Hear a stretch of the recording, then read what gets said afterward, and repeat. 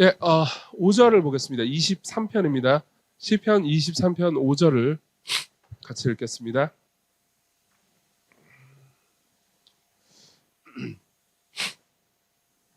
(23편) 5절 우리 한 목소리로 같이 읽었으면 좋겠습니다. 시작. 주께서 내 원수의 목전에서 내게 상을 차려주시고 기름으로 내 머리 입어주시니 내 잔이 넘치나이다. 아멘. 주께서 내 원수의 목전에서 내게 상을 차려주시고 기름을 내 머리에 부으셨으니 내 잔이 넘치나이다. 네. 매번 제가 설교를 할 때 지난주에 이제 오로라 전사님도 그렇게 인용을 했더라고요. 조엘 비키 목사님의 말을 인용합니다. 우리는 이 시편 23편 하나님의 말씀을 통해서 가장 최선의 삶을 사는 방법과 가장 근사하게 고난받는 방법, 가장 안심하고 죽는 방법을 배우게 될 것입니다. 오늘도 마찬가지로 여러분들이 이런 것들을 배웠으면 좋겠습니다. 그리고 삶에서 약간 우리를 인도하시는 하나님을 만날 수 있었으면 좋겠습니다. 성경을 보면, 특히 시편을 보면 원수라는 단어가 꽤나 자주 등장하는 것을 볼 수 있습니다. 여기 보면 원수의 목전에서 내게 상을 차려주시고 이런 표현이 있지만은 사실 이 표현은 그냥 멋있는 표현이군 이렇게 생각할 수 있지만 여러분들이 시편의 다른 부분들을 보잖아요. 그러면 원수를 하여튼 다 짓밟아 주시고 이런 표현들이 꽤 많이 나온다는 것을 알 수 있어요. 여러분 그런 말 들어본 적 있습니까? 시편 3편에 보면요. 원수의 이를 치시며 이런 표현이 있거든요. 이게 사실은 히브리어 원문으로 보면 이게 표현이 성경에 그렇게 돼 있습니다. 그러니까 정확하게 번역을 하면 아구창을 때려달라는 의미입니다. 진짜예요. 제가 여러분 웃기려고 한 말이 아니에요. 그러니까 원문을 직역하면 그렇습니다. 그리고 또 이렇게 표현할 수 있어요. 그러니까 이를 치시며 이빨을 가리키는 거거든요. 그러니까 강냉이를 털어. 거의 거기에 가깝습니다. 그럼 이제 우리는 생각하는 거죠. 아니 성경이 이렇게 이웃을 용서하고 사랑하고 그래야지 이렇게 이게 말이 되나? 이게 구약이라서 그런 건가? 이렇게 생각하는 경우가 많습니다. 그런 의미가 아니에요. 성경은 구약과 신약 모두 하나님의 말씀이고요. 이 안에 전부 다 그러니까 하나님의 뜻이 있습니다. 우리는 성경에서 말하는 원수를 용서하고 사랑하라는 말이 그러니까 어떤 배경 뒤에 있는지를 알아야 합니다. 성경은 한편으로는 사랑을 이야기하지만 또 다른 한편으로는 그러니까 하나님의 주죠. 이런 겁니다. 이제 이번 주에 그 저녁 예배 때, 내일 모레죠. 저녁 예배 때 할 주제가 하나님의 진노인데 미리 이 얘기를 해서 안 오는 거 아닌가? 성경은 굉장히 여러 곳에서 하나님의 진노를 이야기를 해줍니다. 그리고 하나님이 원수에 대해서 보응하시는 분이라는 이야기를 해주죠. 그럼 우린 당장 좀 뭔가 이상하다라는 생각이 듭니다. 저는 이 부분에 있어서 제가 이제 학교를 다닐 때, 신학교를 다닐 때요, 저를 가르쳐 주셨던 교수님을 통해서 굉장히 잘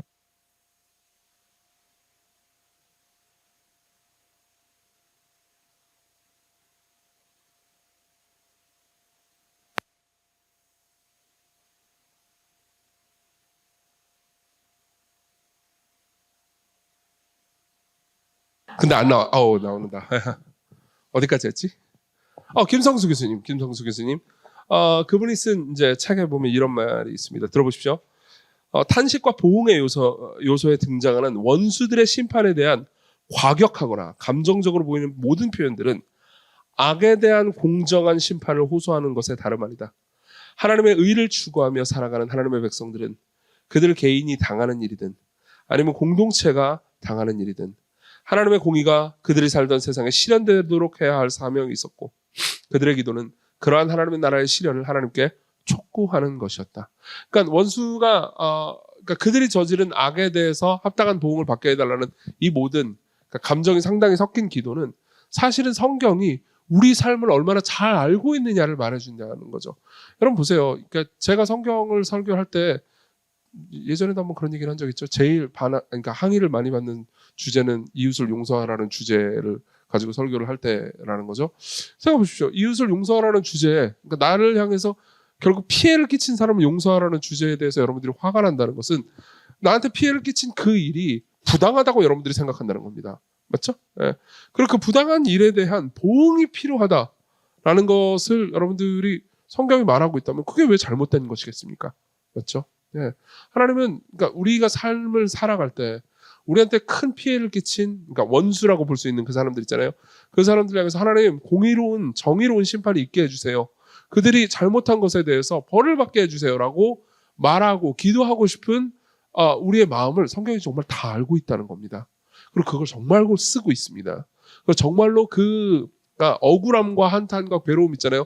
그 억울함과 한탄과 괴로움에 대해서 하나님께서는 귀를 기울이고 듣고 계신다는 거죠. 예. 여러분, 성경은 그냥 마냥 여러분들이 기계로 대하지 않습니다. 여러분들이 가지고 있는 분노나 혹은 억울함이나 이런 모든 것들을 야 그래도 다 니들이 용서해야지 라고 하면서 여러분들의 모든 감정을 무시하지 않습니다.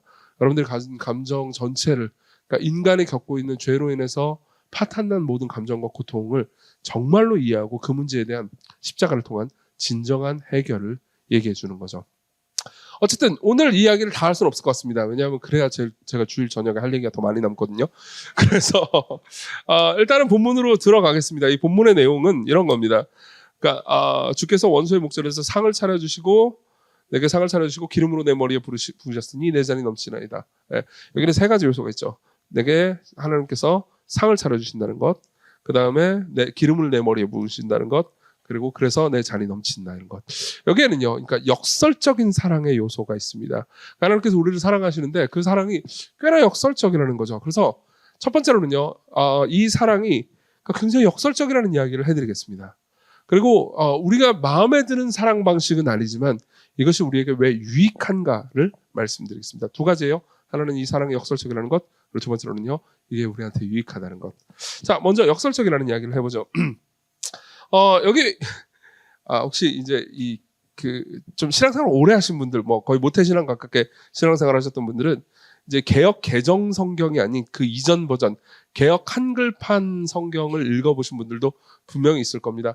아마 20대나 30대 초반이신 분이라면 거의 여러분들이 10살 이전에 아마 읽었을 거고요. 그리고 나는 성인 때도 읽었다 그러면 이제 나이가 좀 네. 그런 분이죠. 저는 옛날에 이제 그때 성인 때 읽었어요. 성인 때 읽었는데 이제 그때 제가 가지고 있던 성경은 이렇게 가로로 쓰인 성경이 아니고 이렇게 세로로 쓰인 성경이었습니다. 왜? 네, 그래서 그것도 국한문 혼용 성경이었어요. 그러니까 한문이 막 들어가 있었어요. 네. 아니 나 그렇게 늙지 않았어. 그래서 40대예요. 어디까지 했지? 근데 그때는 주께서 내 원수의 목전에서 내게 상을 베푸시고 이렇게 돼 있었어요. 근데 여기서 상이 이제 뭐 히브리어를 합니까? 뭘 합니까? 그렇죠? 그 상이 상 주는 그 상인 줄 알았어요. 그래서 원수의 목전에서 나한테 상을 뭐 개근상 뭐 이런 식으로 상을 나한테 베풀어 주시는 줄 알았지. 근데 이제 나중에 알고 보니까는 여기서의 상이 밥상이에요. 그러니까 이제 상이 밥상인데 상은 이제 히브리어로 슈르한이라는 단어인데 이게 이제 밥상이고요.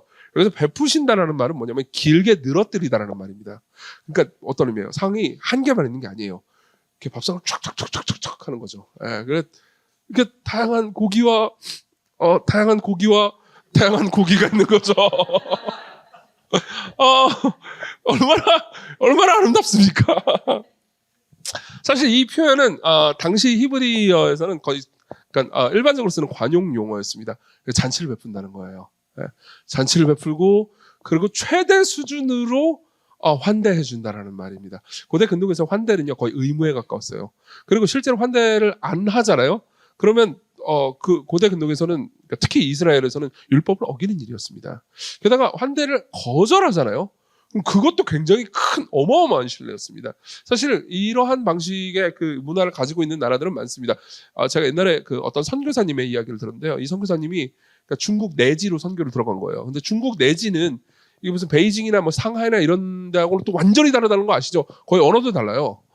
그리고 막 굉장히 문화도 엄청나게 달라요. 내지로 들어가가지고 복음을 전하기 시작했는데 거기서 이제 뭔가 이렇게 관계도 맺고 한 거죠.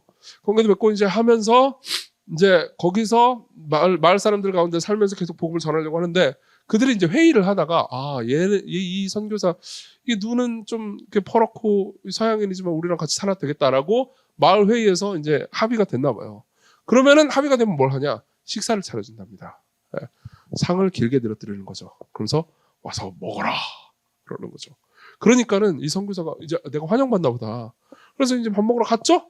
근데 이제 그 막 온갖 그런 파충류 막 이런 거 있더래요. 그거 먹어야 되거든요. 근데 이분이 비위가 약하시니까 이제 정중히, 왜 서양 문화에서는 정중히 거절해도 차려준 쪽에서 우리가 뭐 너무 입맛에 안 맞는 음식을 내놨나 보다 이렇게 생각할 거 아니에요. 근데 이제 완전히 이분들이 분노한 거예요. 그래서 때려 죽일 뻔했대요. 물론 죽진 않으셨어요. 감사하게 죽진 않았지만 이제 정말 진짜 복음 전도의 역사가 몇 년은 후퇴했다. 밥 안 먹은 거 가지고 이렇게까지 이야기를 하더라고요. 사실은 이제 고대 근동이든 아니면은 이제 지금도 여러 문화에서는 환대 문화가 여전히 있습니다. 그리고 환대 문화에서 사실 여러분 그거 아시죠? 우리나라도 꽤 있었어요. 옛날도 있었어요. 그 증거가 뭐냐면은 여러분들의 뭐 다는 아니겠지만 여러분들의 할머님들 중에서는 여러분들이 배고파 그러면 그걸 내 새끼가 아사하는구나 이렇게 들으시는 분들이 계시잖아요. 그렇죠? 그래가지고 끌고 와서 거의 죽기 직전까지 먹이시는 그런 할머님들이 계시잖아요. 그게 사실은 여전히 우리나라에도 옛날에 이제 환대 문화가 있었기 때문이에요. 그리고 그걸 거절하는 건 큰 신뢰죠. 예. 그리고 사실은 이제 주께서 이 원수의 목전에서 상을 베풀어 주신다는 것은 두 가지 이중 의미가 있는 겁니다. 하나는 뭐냐면은 그러니까 그 가운데서 그러니까 하나님과 1대1로 상을 베푸시는 그 존재는 같이 식사를 하거든요. 그러니까 내가 너와 겸상한다, 동등한 존재다.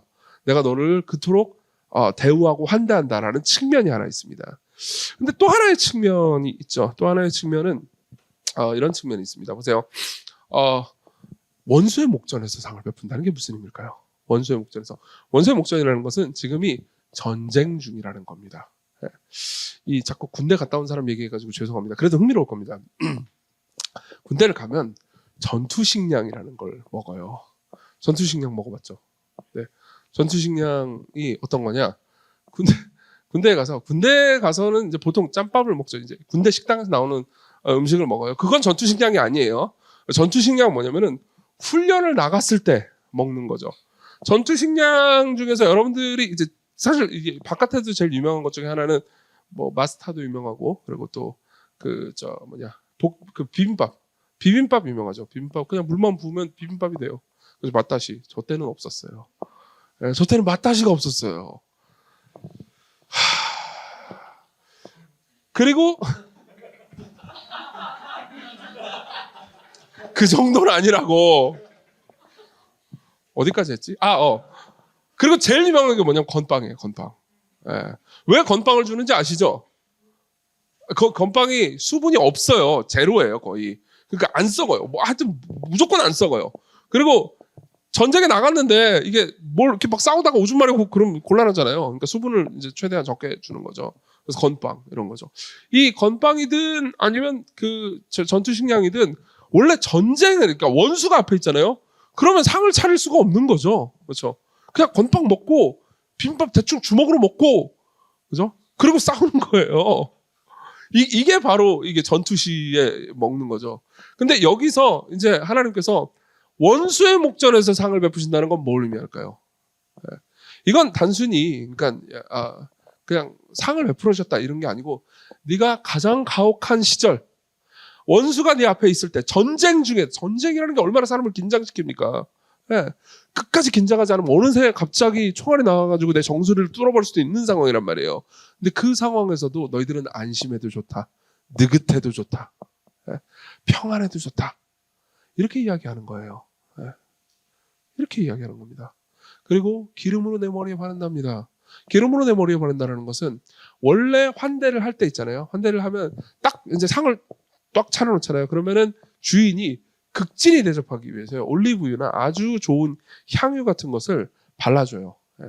여러분 그걸 알고 계십니까? 누가복음 7장에 보면은 어떤 한 죄인인 여자가 예수님께 와가지고 향유를 바르는 장면이 나와요. 근데 향유를 바르는 장면이 나오고 나서 예수께서 뭐라고 그러시면 너는 내게 그러니까 그때 당시에 이 여자가 향유를 바르는 걸 보면서 많은 당시에 종교 지도자들이 이 여자를 정죄했어요. 그리고 이 향유를 바르는 이런 죄인의 향유를 바르는 것을 그냥 가만히 있다니 저 예수도 이상한 놈이구나 이렇게 얘기를 하거든요. 그러니까는 예수께서 그 이제 바리새인들과 주인한테 이렇게 얘기해요.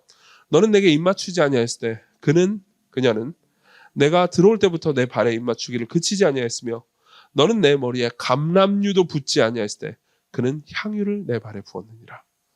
그죠? 그러니까 이건 뭐예요? 내가 환대받아가지고 들어갈 때 감람유라도 내게 붓는 것을 당연하게 생각했다는 거예요. 그것은 예수님께서 왜 기름 안 부어 이렇게 말한 게 아닙니다. 당시의 환대의 법칙이었어요. 근데 내가 환대받으러 들어갔는데 기름을 안 붓잖아요? 그럼 사실 그냥 밥만 먹고 가쇼. 약간 이런 느낌이었다는 거죠. 예.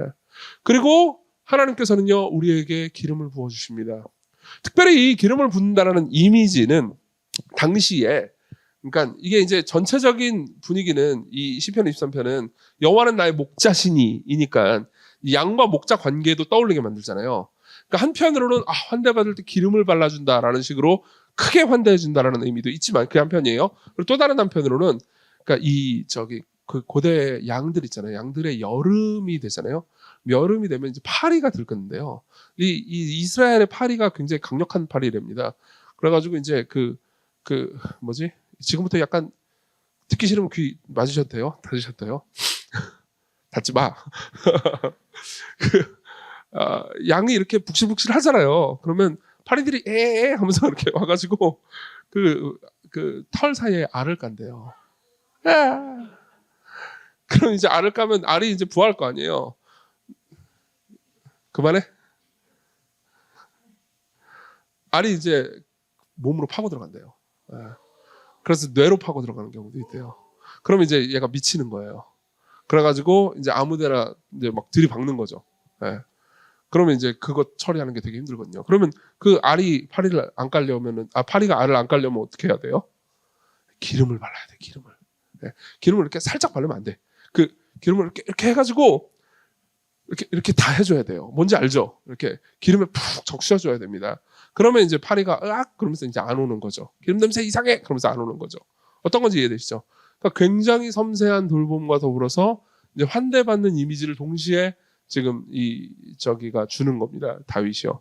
그러면서 뭐예요? 이제 잔이 넘친다고 말하는 거죠. 사실 고대 근동에서 잔이 넘친다는 것은 파티에 잔이 빠진다는 것은 있을 수 없는 일이었습니다. 그리고 잔이 넘친다는 건 굉장한 기쁨, 굉장한 만족이 있다는 거죠. 자, 이게 우리에게 주는 이미지는 뭡니까? 하나님께서 우리에게 베푸시는 사랑이 한편으로는 굉장히 흘러넘치는 사랑이지만 또 다른 한편으로 역설적이라는 겁니다. 왜 역설적입니까? 원수가 앞에 있으니까요. 그리고 이게 여러분들에게 말해주는 게 있습니다. 보세요. 하나님께서 이렇게 얘기하는 거잖아요. 원수가 앞에 있을지라도 전쟁 중이라 하더라도 너희들은 전투식량 굳이 먹지 않아도 된다. 너희들은 평안하게 마음을 먹고 내가 차려주는 상 안에서 안식하고 평안해도 된다. 이렇게 이야기를 하는 거잖아요. 그렇죠? 그러니까 깊이 생각 안 하고 이걸 보면 멋있는 말이군. 이렇게 생각할 수 있지만은 지금 현재 고통받는 사람한테는 이 말이 되게 야속하게 들리실 거예요. 왜냐? 그렇죠? 주님 이거 상 안 차려줘도 되니까 원수가 없게 해주세요. 이런 생각 들 수 있잖아요. 아니면 원수는 없고 상만 차려주세요. 왜 굳이 원수가 있게 만드십니까? 그렇죠? 지난주에도 여러분들이 이제 사망의 음침한 골짜기로 다닐지라도 해를 두려워하지 않을 것은 주께서 나와 함께 하십니다. 이 본문을 들었을 겁니다. 그렇죠? 그러면 생각해보세요. 주께서 나와 함께 아이고 저 좋아. 근데 사망의 음침한 골짜기 안 가면 안 되나요? 라는 생각을 할 수 있죠. 근데 기어이 하나님께서는 우리를 사망의 음침한 골짜기로 데려가는데 함께 있겠대요. 기어이 우리가 원수 앞에서 전쟁터에서 싸우게 만드는 이 전쟁 같은 세상을 살게 만들면서 거기서 상을 차려준대요. 사실 이건요 다윗의 일생을 정말 잘 말해주는 것일 겁니다. 다윗이 시편 3편에서 이렇게 말한 적이 있었어요. 들어보십시오. 3편 5절입니다. 내가 누워 자고 깨었으니 여호와께서 나를 붙드심이로다. 천만인이 나를 에워싸 진친다 하여도 나는 두려워하지 아니하니라. 이 시편 3편이 어떤 배경이냐면요. 자기 아들인 압살롬이 아들이 자기한테 배신을 해요. 그래서 이 쿠데타를 일으켜가지고 자기를 내쫓으려고 하는 상황입니다. 그런 상황에서 천만인이 나를 둘러쌌어요. 그러니까 나는 전쟁터 한가운데 있는 거죠.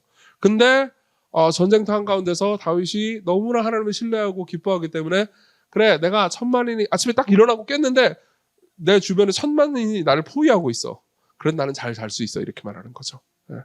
그러면 이제 우리는 항상 이걸 보면서 다윗 믿음이 좋다라는 생각도 들지만 아니 불면증이 있어도 좋으니까 천만인이 나를 둘러싸지 않아도 되는 거 아닙니까?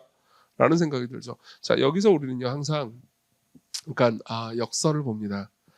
하나님이 여러분들을 인도하시는 방식은요 여러분들의 삶에서 천만인이 여러분들을 둘러싸지 않는 상황을 만들어내는 것도 아니고요, 여러분들의 삶에서 원수 때문에 억울한 일이 없게 만드는 상황도 아니라는 거죠. 예. 항상 언젠가는 억울한 상황을 만나게 될 거고요, 언젠가는 원수를 만나게, 지금 원수를 만나는 사람도 있을 겁니다. 예. 여러분들 뇌에 떠올리는 원수가 있죠. 아마 있는 분도 있을 거예요. 슬프게도 그 원수가 집에 있는 사람도 있을 텐데, 이거 이런 얘기 하면 안 되나? 그런 사람도 있을 수도 있습니다. 예. 그리고 다양한 상황에서 다양한 방식으로 우리는 그러니까 인간관계 때문에 고통을 당하죠. 예.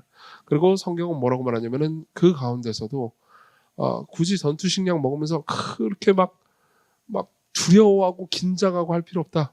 내가 그 모든 상황 가운데 함께 할 거고, 내가 그 상황 가운데서도 너에게 필요한 것들을 다 공급해 주겠다. 그것도 풍성하게 기쁨을 주겠다. 너희들을 치료하겠다. 이렇게 이야기를 해주는 거죠. 역설적이죠. 하나님께서는 둘 다를 주십니다. 원수와 상을요. 원수와 기름 부음을요. 원수와 잔이 넘치는 기쁨을 하나님께서 항상 동시에 주십니다. 계속해서 제가 이제 매일 묵상 녹화하고 있잖아요. 매일 묵상 녹화하면서 제가 요즘 느끼는 건데요. 매일 묵상을 제가 이제 에베소서, 빌립보서, 이제 지금 골로새서를 하고 있어요. 근데 혹시 이 세 책의 공통점이 뭔지 아십니까? 네, 옥중서신이라는 겁니다. 감옥에서 쓴 책이에요. 근데 이제 제가 이 옥중서신을 연구하면서 되게 좋았어요. 왜냐면 특히 에베소서 연구할 때, 물론 이제 듣는 여러분들은 뭐 지루하다 이렇게 생각할 수 있어요. 상관없어. 나 혼자 좋은데. 특히나 에베소서가 1장부터 3장을 연구하는데 너무 기뻤습니다. 와, 하나님께서 우리에게 이렇게 귀하고 위대한 높은 신분으로 우리를 사랑해 주시는구나. 이게 저는 정말 절절하게 와닿았어요. 근데 한번 생각해 보십시오. 이게 옥중서신을 왜 쓴 거냐면은 바울이 스페인으로 가려다가 하여튼 뭐가 잘 안 돼가지고 그 당시에 원수였던 로마에 의해서 갇힌 거예요. 예. 그러니까 지금 바울은 어떤 상황이죠? 원수에게 둘러싸여 있는 상황이죠. 예. 그럼 원수에게 둘러싸여 있는 상황이면 스페인으로 못 가죠. 실제로 바울이 스페인으로 진짜로 갔는지 안 갔는지는 모릅니다. 이제 전승에 따르면 결국 나중에 갔다고 해요. 하지만 이때는 가고 싶어도 갈 수가 없었죠. 예. 근데 만일 바울이 스페인으로 갔다면 어땠을까요? 예, 바울은 큰 역사를 일으켰을 수도 있습니다. 굉장히 많은 사람들에게 복음을 전하고 그들이 예수 그리스도를 믿고 굉장히 좋은 선교적인 열매가 맺혔을 수도 있습니다. 근데 바울이 스페인으로 가지 못했죠. 로마 때문에요. 원수 때문에요. 그래서 어떻게 됐죠? 에베소서, 빌립보서, 골로새서, 빌레몬서를 씁니다. 보세요. 바울이 스페인으로 갔으면 굉장히 많은 열매를 맺었겠지만요. 아무리 많은 열매를 맺었어 하더라도 바울이 쓴 이 4개의 책 있잖아요. 이 4개의 책이 맺은 열매만큼의 큰 열매를 맺지 못했을 겁니다. 이 4개의 책이 성경에 실리고요. 많은 사람들이 이 4개의 책을 통해서 복음을 재발견했고요. 그리고 저 역시 큰 기쁨을 누렸고요. 그리고 이 4개의 책에 있는 본문의 내용을 듣고 이해하고 묵상하면서 예수님을 만난 사람들은요, 그 이후에 2000년 동안요 정말 많은 사람들이 그런 유익을 누렸을 겁니다. 바울은 그걸 생각하지 못했을 거예요. 예. 바울은 원수의 목전에 있었습니다. 그리고 바울이 받은 그 놀라운 상 있잖아요, 밥상. 바울이 받은 놀라운 은혜는요 바울의 상상을 초월했을 겁니다. 그리고 그것은 바울의 인생을 넘어서 바울뿐만 아니라 바울 이후에 바울의 책을 읽은 모든 사람들에게 베풀어줬죠. 자, 여러분들의 삶도 똑같을 겁니다. 양이 기름을 막 바를 때, 이거 한번 상상해 보자고요. 목자가 이제 양을 일로 와 그래가지고 이제 기름 이렇게 한단 말이에요. 제가 그 필립 켈러의 책을 읽었는데요. 양이 그 기름 바르는 거 되게 싫어한대요. 왜 그럴까요? 그 향이 역하대요. 파리한테 역한 향은 양한테도 역한 거죠. 그렇죠? 싫어! 그러면서 막 하는데 이제 그 목자는 무슨 소리야? 그러면서 이제 자꾸 계속 바르는 거죠. 안 바르면 어떻게 돼요? 파리가 알까니까요. 그렇죠? 양은 이 기름이 나한테 얼마나 좋은 일을 하는지를 모릅니다. 그냥 목자가 나를 괴롭히는 거라고만 생각하겠죠. 하지만 목자가 양에게 기름을 바르지 않으면요, 양은 더 위험해지죠.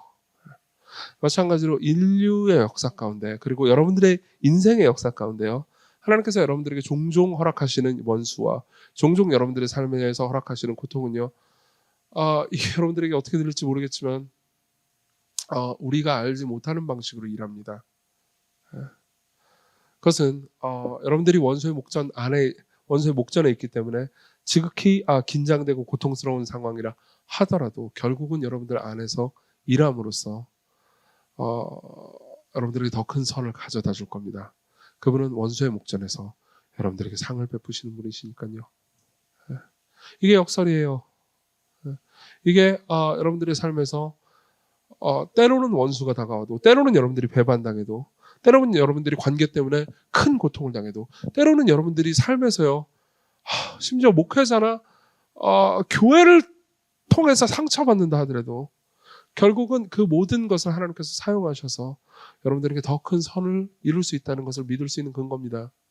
하나님께서는 그렇게 하실 겁니다. 예전에 한번 제가 이런 얘기를 한 적이 있는데 다시 한번 반복하겠습니다.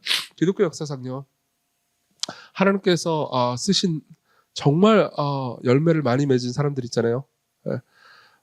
그런 사람들은 전부 다, 말 그대로 전부 다, 그러니까 한 명도 남김없이 젊었을 때 교회에 의해서 엄청난 고통을 당한 적이 있습니다.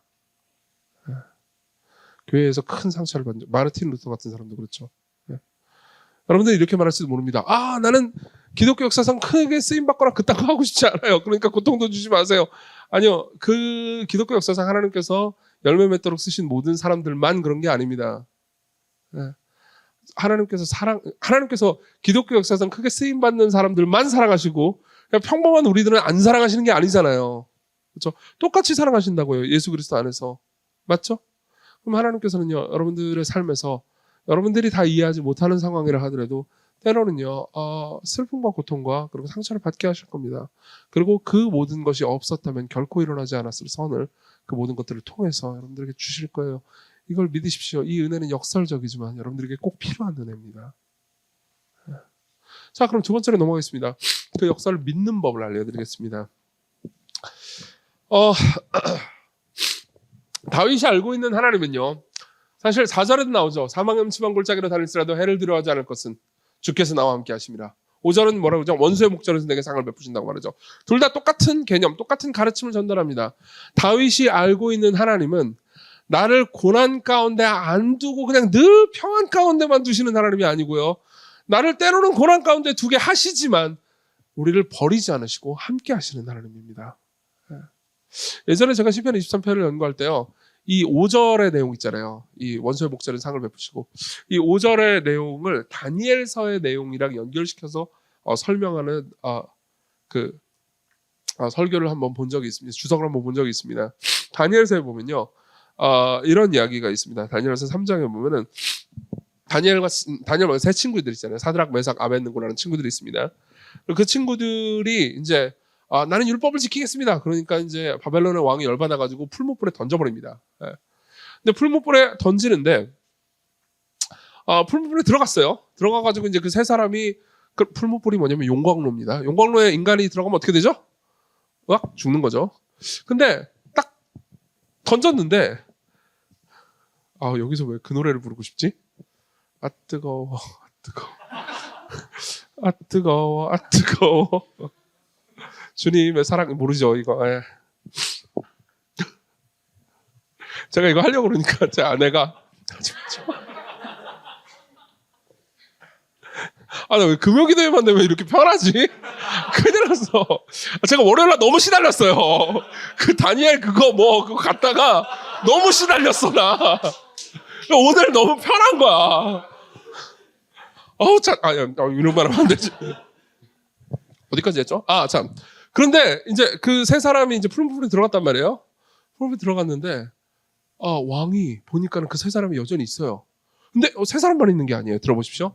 왕이 또 말하여 이르되 내가 보니 결박되지 아니한 네 사람이 불 가운데로 다니는데 상하지도 아니하였고 그 넷째의 모양은 신들의 아들과 같도다 하고, 느부갓네살이 맹렬히 타는 풀무불 아귀 가까이 가서 불러 이르되 지극히 높으신 하나님의 종 사드락, 메삭, 아벳느고야 나와서 이리로 하매 사드락과 메삭과 아벳느고가 불 가운데서 나옵니다. 총독과 지사와 행정관과 왕의 모사들이 모여 이 사람들을 본즉 불이 능히 그들의 몸을 해하지 못하였고 머리털도 그을리지 아니하였고 겉옷빛도 변하지 아니하였고 불탄 냄새도 없었더라. 그리고 학자들은요, 이 네 번째 사람이 누구인지에 대해서 이렇게 이야기를 해줍니다. 그 네 번째 사람은 죄 많은 인간들 사이에 주님이 임하실 수 있게 만들어주는 하나님의 자비로운 돌봄 또는 하나님의 겸손을 드러낸다. 그런 방식이 아니면 하나님이 스스로 죄인들 가운데 들어오시는 순간 온 인간들을 다 태워버리고 말았을 것이다. 그 네 번째 사람은 거룩하신 하나님이 죄인들과 가까이 할 수 있게 하는 특별한 유형의 신성이다. 성경에서 주님과 같으면서도 구별되는 존재는 딱 한 분뿐이다. 주님과 같으면서도 하나님의 아들의 모양과 같은 존재는 딱 한 분뿐이다. 하나님의 온전한 본질과 특권을 그대로 지닌 채 죄인들과 어울리실 수 있는 분, 바로 예수 그리스도 한 분뿐이다. 알렉 모티어라는 학자가 하는 말입니다.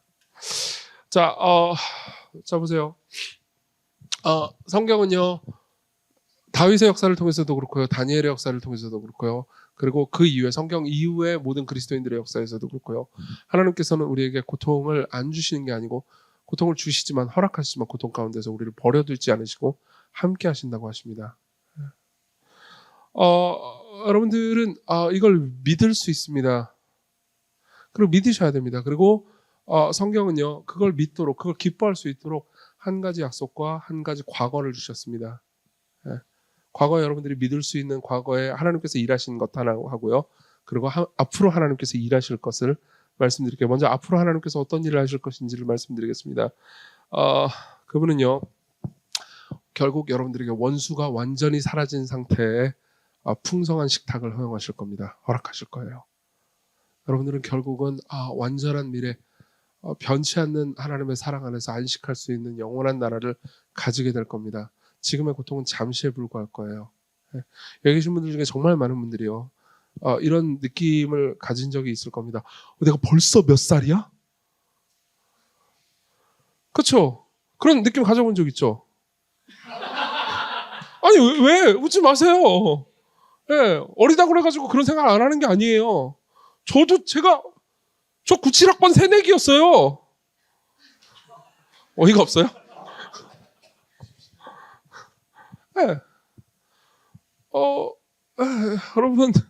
여러분들 인생은 정말 빠를 겁니다. 그날은 그렇게 멀지 않았어요. 항상 이런 얘기를 하면, 아유, 미래에 있을 일, 그게 무슨 상관이야. 지금 힘들어 죽겠는데. 아니요, 여러분, 멀지 않았어요. 하나님께서는 여러분들을 정말 사랑하시기 때문에 여러분들의 인생길에서 여러분들이 배울 수 있는 인내를 다 가르치신 다음에 기쁨으로 여러분들을 데리고 가실 겁니다. 계시록 19장 7절은 이렇게 말합니다. 우리가 즐거워하고 크게 기뻐하며 그에게 영광을 돌리세.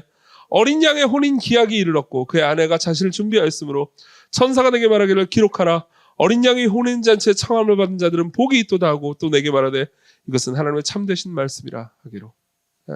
여러분들에게 이 모든 약속이 있습니다. 그분이 미래에 하실 일이에요. 그리고 과거에 하신 일을 말씀드리죠. 여기 보면요, 마지막에 우리에게 우리의 잔을 넘치게 하신다고 말합니다. 우리의 기쁨을 넘치게 하신다라는 거죠. 우리에게 큰 기쁨과 만족으로, 성경에 나오는 모든 이게 아마 포도주일 겁니다. 이 잔은요, 포도주는요, 기쁨과 즐거움을 상징하는, 성경 전체에서 항상 그렇습니다. 기쁨과 즐거움을 상징하는 장치예요. 하나님께서는 이렇게 말씀하시는 겁니다. 너희들이 원수 가운데 있더라도, 너희들이 고통과 고난 가운데 있더라도, 너희들이 배신당했다 하더라도, 너희들이 버림받았다 하더라도 염려하지 마라. 나는 너희들에게 잔을 부을 거고 내가 너희들을 계속해서 사랑할 거고 이 세상 누가 너희들을 버려도 나는 너희들을 버리지 않겠다. 이렇게 말씀하시는 겁니다. 이 세상 누구든 너를 박대해도 나는 너희를 위해서 상을 차려주겠다. 어떤 사람이 너를 배신해도 나는 결코 너를 배신하지 않겠다. 너희들이 나를 계속해서 배신해왔지. 나는 너희들을 배신하지 않는다. 나는 너희들을 사랑한다. 그 증거가 있습니다. 그리스도께서 과거에 하셨던 일이죠. 그분이 마신 잔을 생각해 보십시오. 우리가 마실 잔은 하나님의 사랑과 그분의 받아들이심을 가리키는 기쁨의 잔이지만요, 그분이 마신 잔은요, 진노의 잔이었습니다. 그분이 겟세마네에서 말씀하신 것이 당연히 기억나실 겁니다. 나의 아버지, 할 수 있거든. 이 잔을 내게서 옮겨주십시오. 왜 여기서 이 잔을 옮겨달라고 말하는 걸까요? 사실 이 말을 할 때 예수께서는요, 예레미야 25장 15절을 떠올리고 계셨습니다. 예레미야 25장 15절은 이렇게 말합니다. 이스라엘 하나님 여호와께서 이같이 내게 이르시되 너는 내 손에서 이 진노의 술잔을 받아가지고 내가 너를 보내는 바 모든 나라로 하여금 마시게 하라. 세상에 죄를 지었고 하나님께서는 진노하셨습니다. 그리고 진노의 술잔을 보내시죠. 이것은 하나님께서 그들을 다 심판하신다라는 내용이고요. 바꿔서 표현해보자면 이런 겁니다. 너희들이 그토록 죄를 저질렀기 때문에 내가 너희들의 원수고 너희들은 나의 원수다라고 이야기를 하는 거죠. 그렇지만 이스라엘은 멸망하지 않았습니다. 하나님의 백성은 진노로 말미암아 망하지 않았습니다. 왜요? 결국 이 진노의 술잔을 받아든 분은요, 하나님의 영원한 아들이었습니다. 그분은 원수가 아니었지만 하나님께 원수 취급받으셨고요. 그분이 원수 취급받으셨기 때문에 우리가 원수들 한가운데서도 그분의 상을 받을 수 있게 됐죠. 여러분, 십자가를 생각하는 것이 지루하게 느껴질 수도 있습니다. 십자가를 생각하는 것이 여러분들에게 여전히 와닿지 않는 분들도 있을 겁니다. 그렇지만 십자가만큼 확실한 증거는 없습니다. 하나님이 우리를 대신해서 친히 이 땅에 오셔서 우리가 마땅히 되어야 하는, 우리가 사실 하나님의 원수였는데, 우리가 하나님을 배신한 존재인데, 예수 그리스도께서 우리 대신 원수가 되셔서 하나님의 진노를 받으셨다는 이 기쁜 소식만큼이나 우리가 그분을 믿을 수 있는 확실한 증거는 없습니다.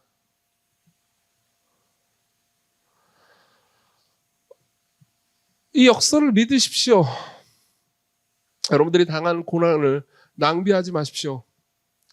여러분들이 사람들에게 받은 상처를 낭비하지 마십시오. 여러분들이 버림받았다면 그것도 낭비하지 마십시오. 하나님께서 여러분들이 겪은 모든 나쁜 일들과 좋은 일들 가운데, 여러분들이 받는 사랑과 여러분들이 받는 배신 가운데, 여러분들이 살면서 사람 때문에 겪는 기쁨과 슬픔 가운데 여러분들을 인도하시고 여러분들을 먹이시고 그리고 여러분들을 성장하게 하실 것을 믿으십시오. 그리스도께로 오십시오. 그분이 여러분들을 그렇게 인도해 주십니다.